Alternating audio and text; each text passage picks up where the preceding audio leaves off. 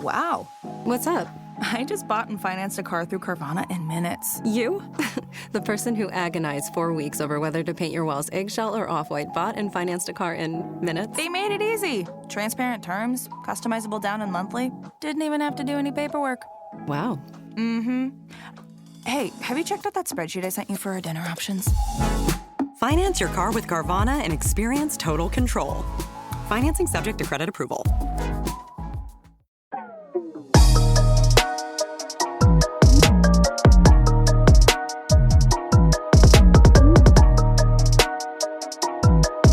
Welcome back to Mama Mystery. I am your host, Kelly. And I am your co-host, Austin. And before we get started on today's episode, we have a couple things we're going to address. The first thing is new Patreons. Dope. Morgan Hicks.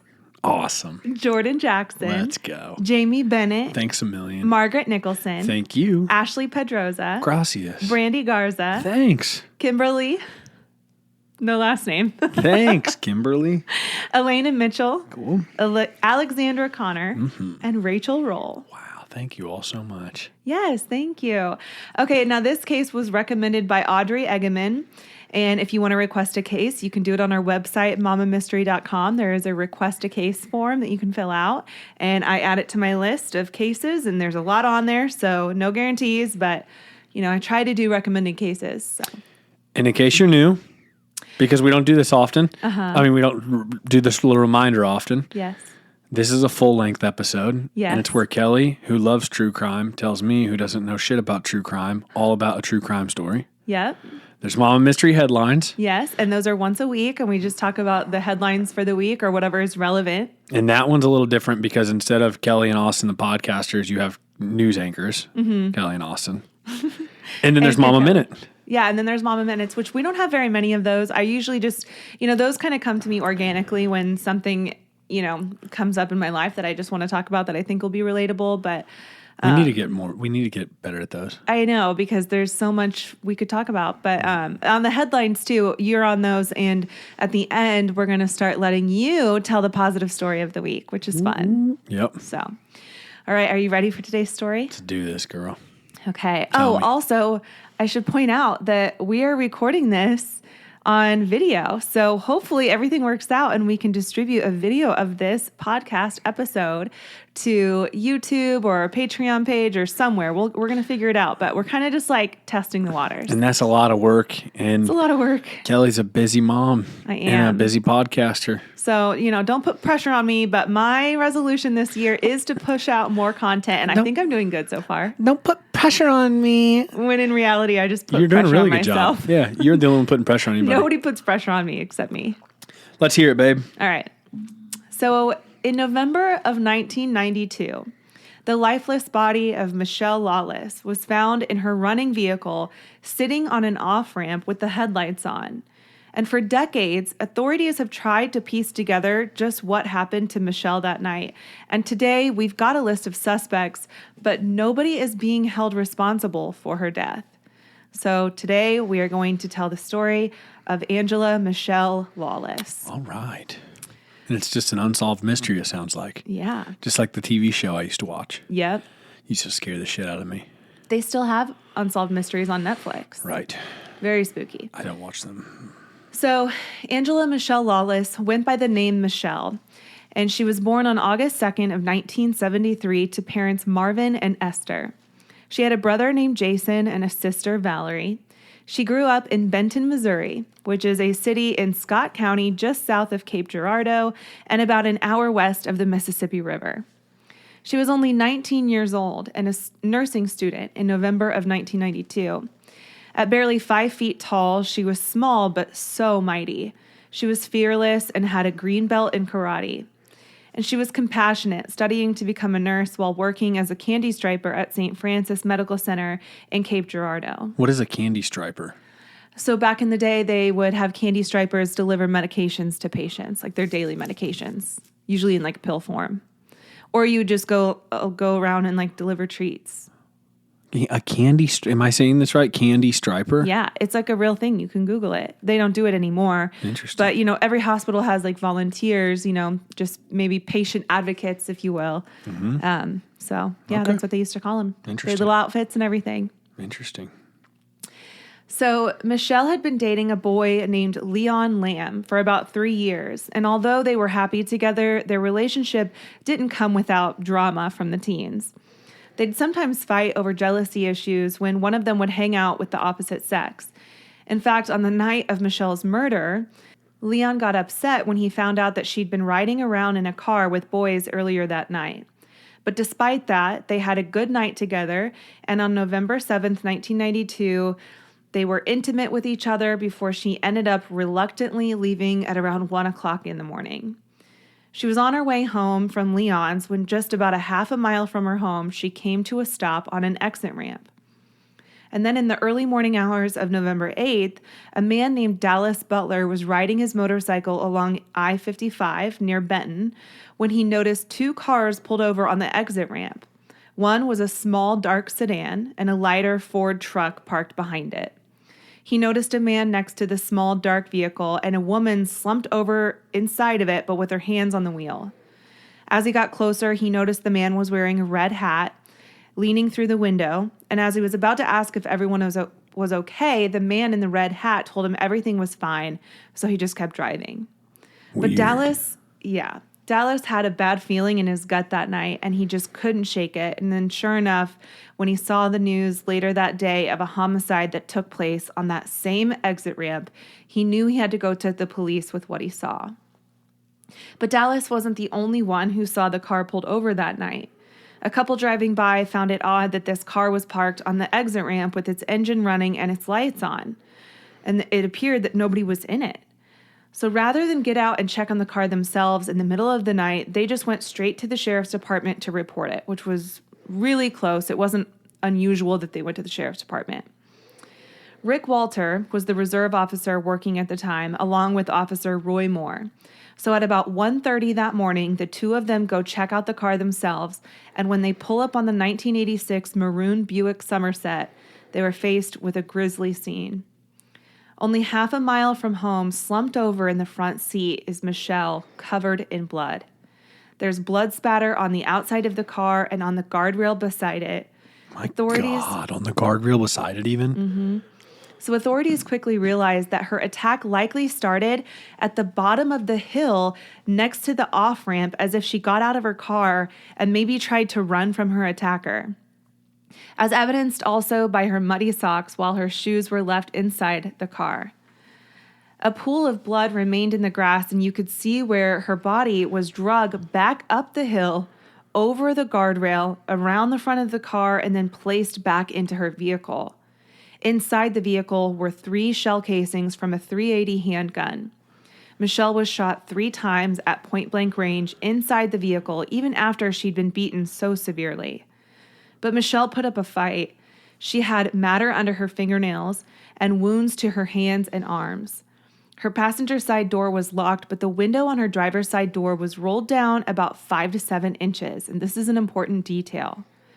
There were reportedly no fingerprints left behind, but police began to piece together what might have happened that night. It's possible Mischelle pulled over for somebody that she knew or someone who was urging her to pull over.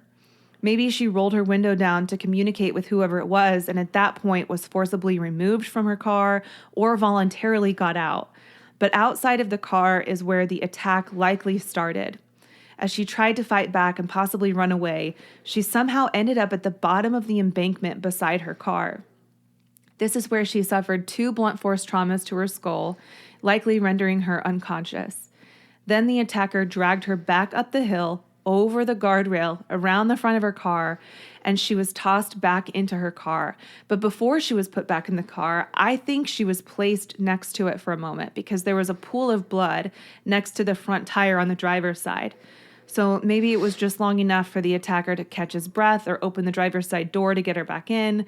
But at this point, once he got her back into the car, if she wasn't dead yet, the attacker made sure to leave no witnesses, and he shot her 3 times, once in the back and twice in the head, all at point-blank range. This was an absolutely brutal attack and seems very, very personal, especially considering that she wasn't robbed. Her purse was still there. Her rings were still there, although they were not on her fingers. They were in her center console.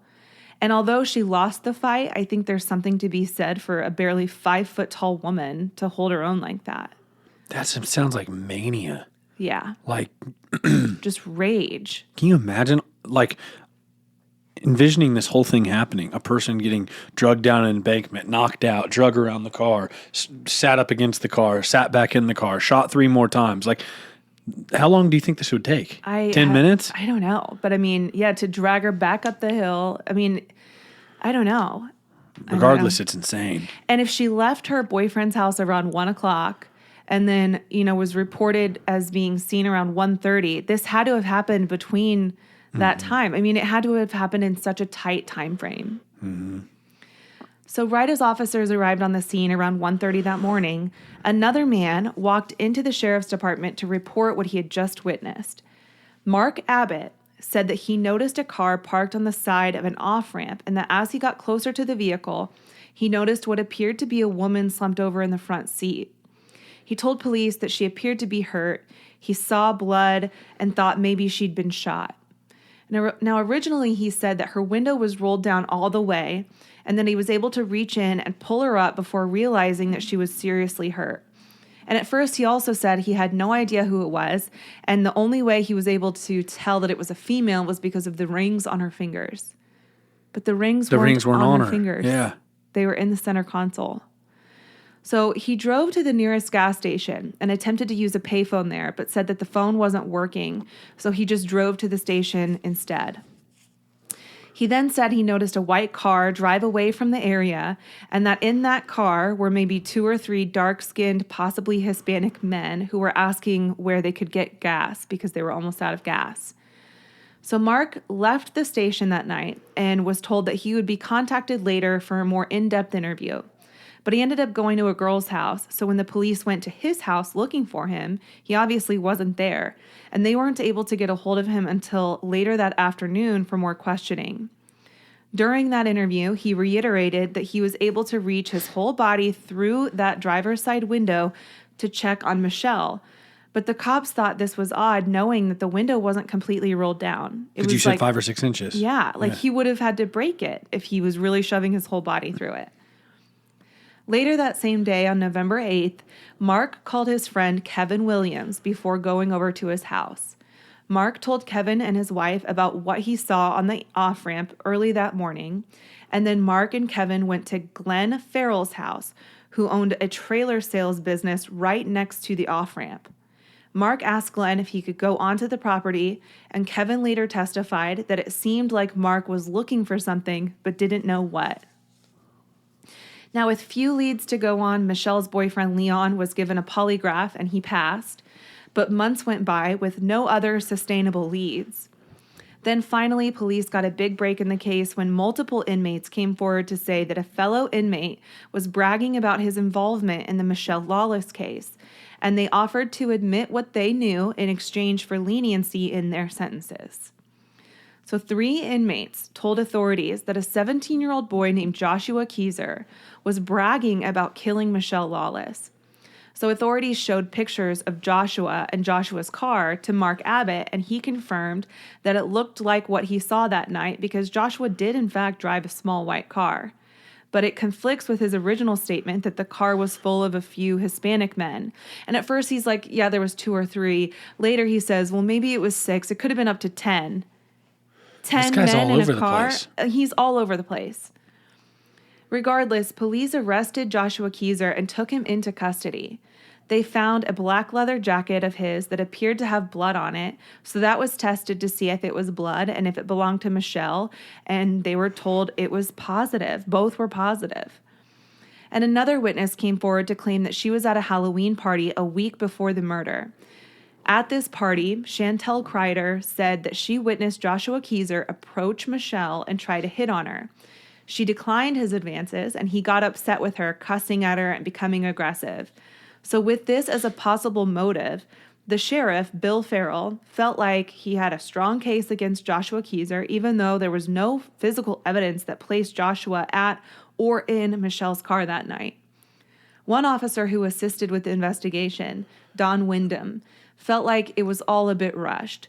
He said, quote, "The charges when I came back were a surprise to me because I didn't at that point feel like I had finished the investigation enough to know what the truth of the charges were.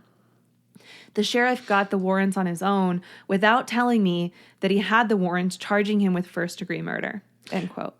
I was just going to say to you, whenever you said that he felt like he built a case enough against him despite all this other stuff, I was going to ask you, so is that always just a subjective thing, or is there actually something? Because Casey Anthony, they had what we would have been like is like, sealed, like you got him.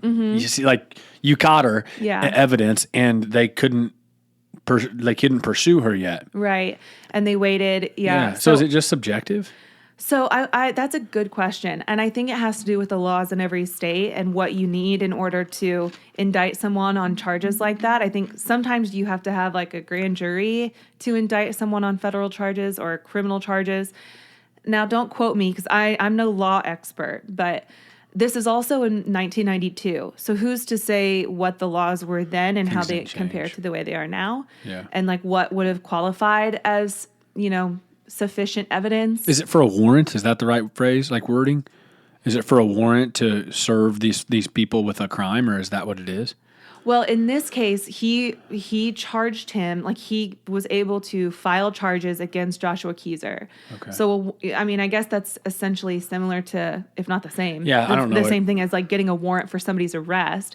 But a lot of times you still have to go in front of a judge and say, here's the charges I'm bringing forth, and here's the evidence that I believe support these charges. But I don't know. Yeah, that's all right. It's good banter. I mean, I'm just curious. I didn't know because, I mean, this guy seems to have built a case where he feels good enough to charge him. And he's the sheriff. So, Yeah. like, does that hold more weight? Yeah, I don't. It's interesting. We're not a freaking show about law, so I don't think we're expected to know I wish the this. Prosecutors Pod could like be a guest because they would know. Prosecutors Pod? Oh, it's one of my favorite podcasts.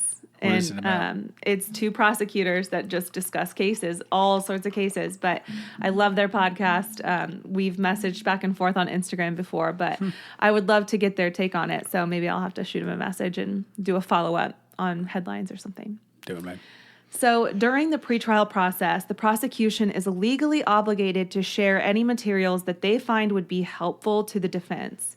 But there was one report that they never shared with the defense, and it was a report made by Officer Bobby Wooten, in which Mark Abbott actually named who he saw that night in the small white car near the scene. The man he named was Ray Ring, like another name pulled out of thin air. And this man was African American, not Hispanic. So not only would it directly conflict with his identification of Joshua Keezer in a photo lineup, but Joshua Keezer is white. So it's like, I don't know, your credibility is just going down the drain. So Mark Abbott made this report 10 days after the murder when his memory would have been fresher than when he identified Joshua Keezer. Guy sounds like he's just giving people the runaround. Yeah, it does seem like that for sure. During Joshua's trial, the prosecution brought forward that witness from the Halloween party, and she testified under oath that she saw Joshua and Mischelle arguing that night. The prosecution also told the jury in their closing argument that it was no coincidence that the luminol test revealed the presence of blood on his jacket and that the car glowed like a Christmas tree. They also told the jury in the closing statement that they put Joshua at the scene with a gun in hand, even though the murder weapon was never found. Now, here's a really upsetting detail. Prior to the trial, those jailhouse informants came to Joshua's attorney and recanted their stories about Joshua admitting to the crime. But then they recanted that. But this evidence couldn't be presented during the trial because it would mean that Joshua's lawyer would have to testify, and your own defense attorney can't testify in your trial. Since he couldn't afford new counsel, they had to leave this out. But that is what got him arrested in the first place, were these three informants saying that he was bragging about it, and then later they come to his attorney and say, we lied. But then they're like, never mind. We Never were mind, we serious. didn't lie. And So we're playing games, we're playing games. just like the other guy. So the jury only took 3.5 hours to deliberate, and they agreed that Joshua Keezer was guilty of the lesser charge of second-degree murder. He was sentenced to 60 years in the Missouri State Penitentiary in Jefferson City. Now, this prison was a living hell. It was run down and decrepit, having opened in 1836. Time magazine dubbed it the bloodiest 47 acres in America because of the incredibly high rate of serious and violent assaults within the prison. It was finally shut down in 2004 because a new one was built somewhere else. And now it's open to ghost tours because the prison has had the gas chamber where it put to death at least 40 inmates.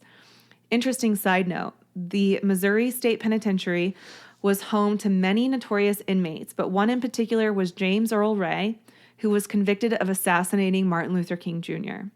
Holy smokes. And he committed many other crimes as well. But while he was in the Missouri State Penitentiary in 1967, a year before MLK was shot, he escaped the prison by hiding in a bread truck that was leaving the prison. No way. Yeah. That's crazy.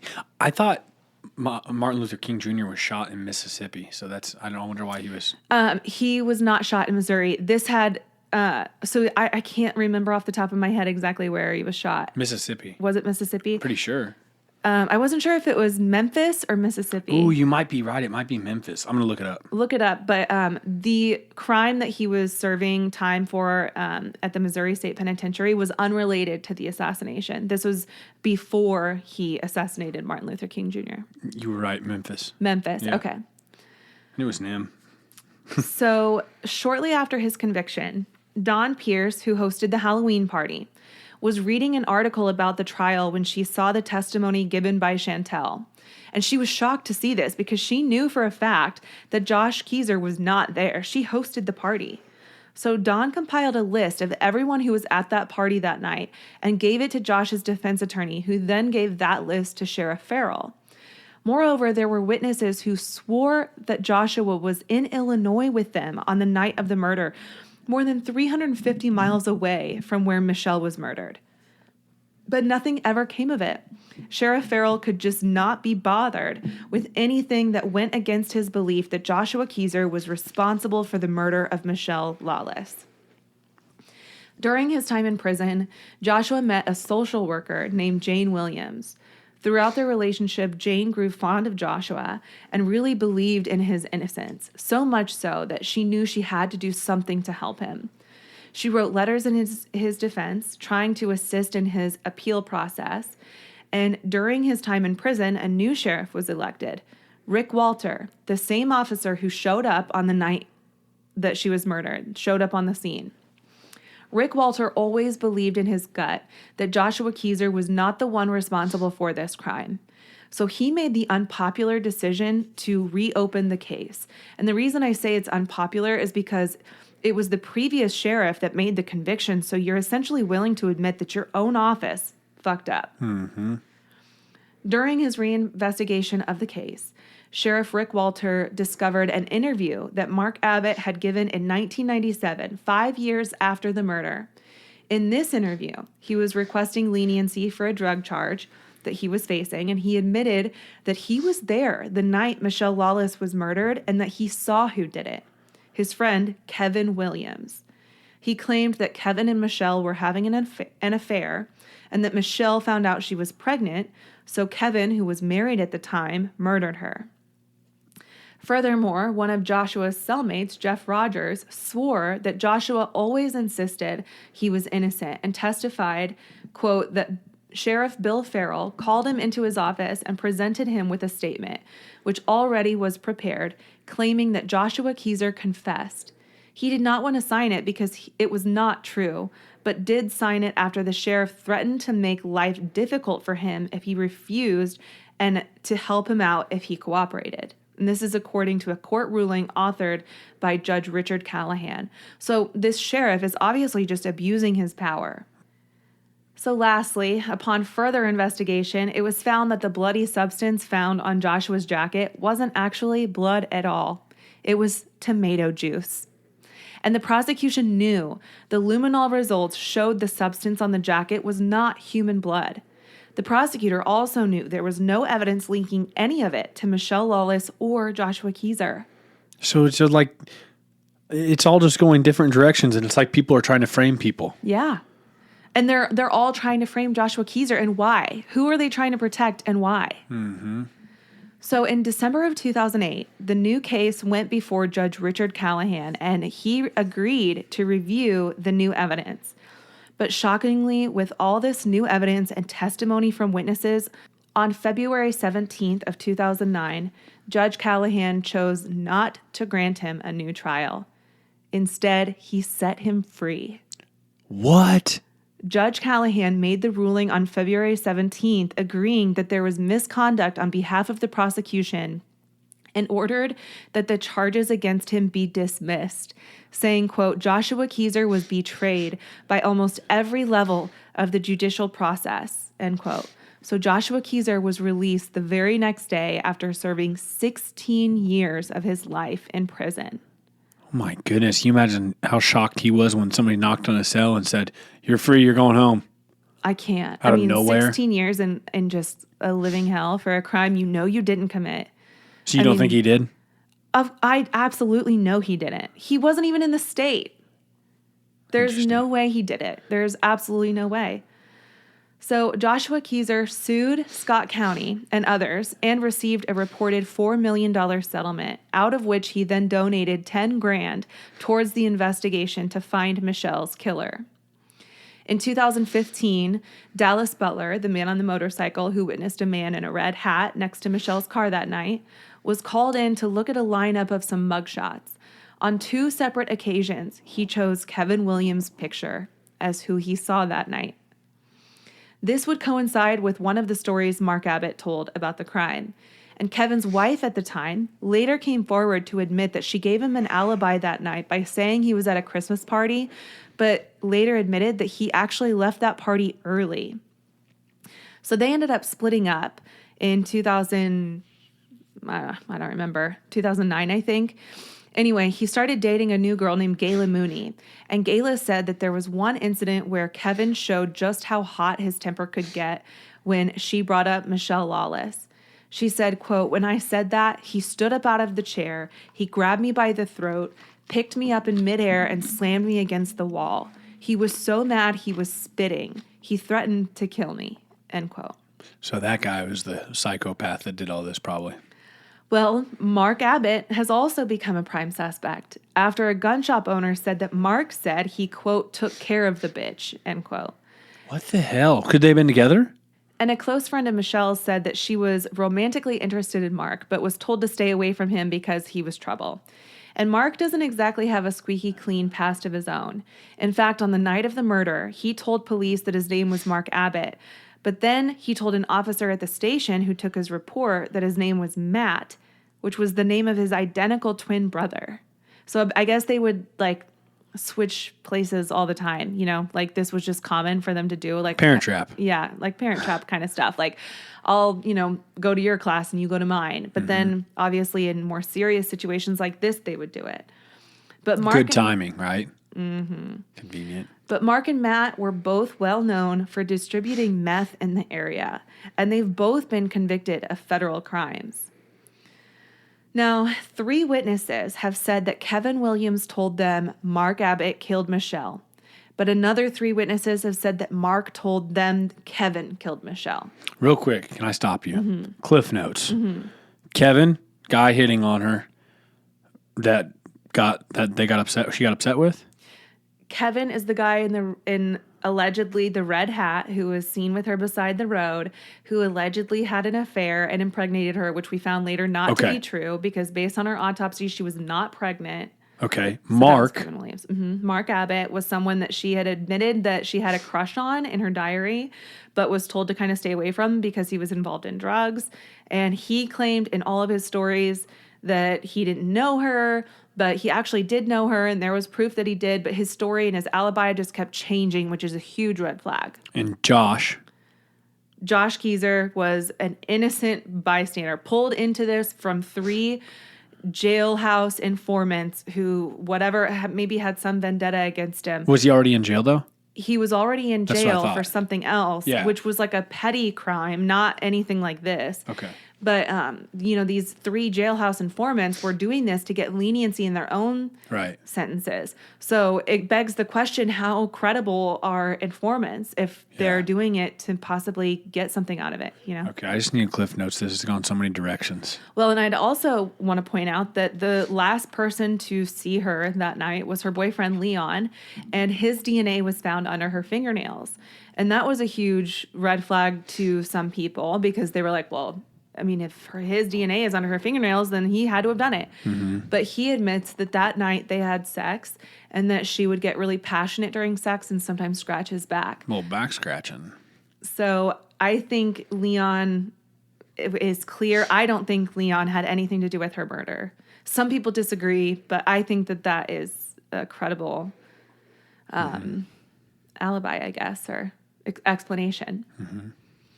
But yeah, to this day, nobody has been convicted for the murder of Mischelle Lawless, and her case remains unsolved to this day. Now, there have been episodes of 48 Hours dedicated to this story. There's a whole podcast called The Lawless Files of a guy who really investigates this, like, down to the core. I mean, the thing is like, I'm barely scratching the surface of the details of this story. There are other players. There's like a murder for hire plot that essentially used a .380 handgun. Could this have been somehow connected to Mischelle Lawless's case because those .380 shell casings were found in her car? I mean, there's so many things you could pull into this case to make it like a whole series. But I just don't have that kind of time. So if you really want to dive in, I'm going to recommend the Lawless Files podcast. Is the whole podcast around this case? Yes. That's pretty crazy. I mean, that's like we're going to commit to a podcast about it. Well, there's plenty of podcasts that dedicate their whole show to one story. How long can you talk about one story? Well, it depends. I mean, on something like this where it keeps evolving and there's so many different players and there's the politics of the activity in the sheriff's office. I mean, yeah, there's a lot. So, That's wild. Yeah, when there's a lot of material, I can see how that happens. Yeah. And there's easily a lot of material in this one. That's wild. Yeah. Weird. Well done. Thanks. That one was all over the place. It was all over the place, and I'm sorry if it was hard to follow at times because I was worried about that because there's so many different people. I think you did good. And then the Cliff Notes helped. Yeah, I think so too, to just kind of wrap it up in a nice little bow. Yeah. Well, Cool. That's it. That's all we have. We'll see you on Friday for headlines. We'll probably go live, And I'll bring that positive shit. and Austin will bring a positive story. Have a great day. Have a great If you're week. listening, a great week. Yes, we love you so much. Mama Mystery out. Bye.